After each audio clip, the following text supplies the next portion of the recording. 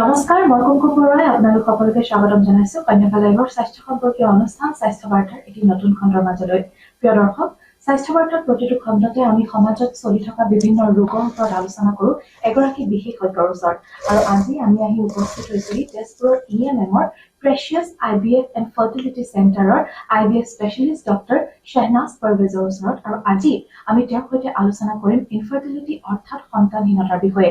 যিহেতু বৰ্তমান সময়ত ইনফাৰ্টিলিটি বহুত বেছি পৰিমাণে বাঢ়ি যোৱা দেখা যায়, যাৰ ফলত বিভিন্ন সময়ত বহু কেইগৰাকী দম্পতীয়ে মানসিক চাপত ভোগাও দেখা যায়। গতিকে আহক আজি আমি বেছি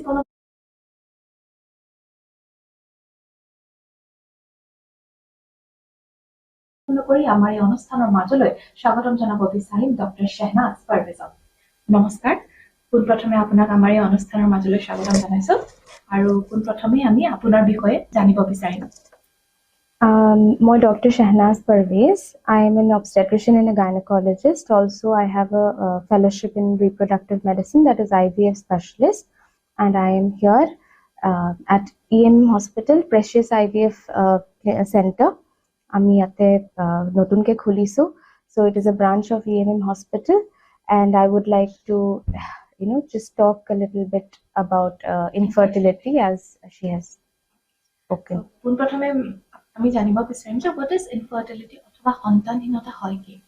Okay, generally যেতিয়া এটা কাপলৰ বিয়া হয়, যদি হাজবেণ্ড ওয়াইফ একেলগে থাকে and they are living together আৰু প্লাস unprotected intercourse হয় সিহঁতৰ মাজত, generally in about 80% of the couples এক বছৰৰ ভিতৰত সিহঁতৰ ল'ৰা ছোৱালী হৈ যায়।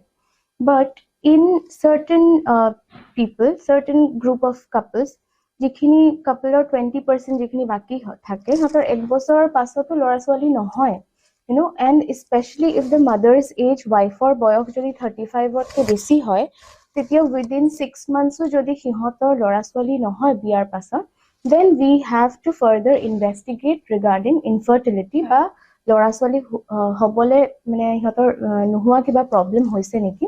So we need to further investigate the couple.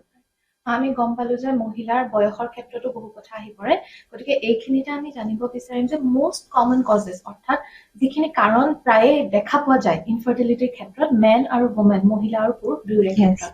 So first thing to be noted here is that infertility বুলি ক'লে খালি মহিলাৰ বিষয়ে কোৱা হয়, but actually it is a two way, because embryo যোনটো হয়, যোনটো ভ্ৰূণ হয়,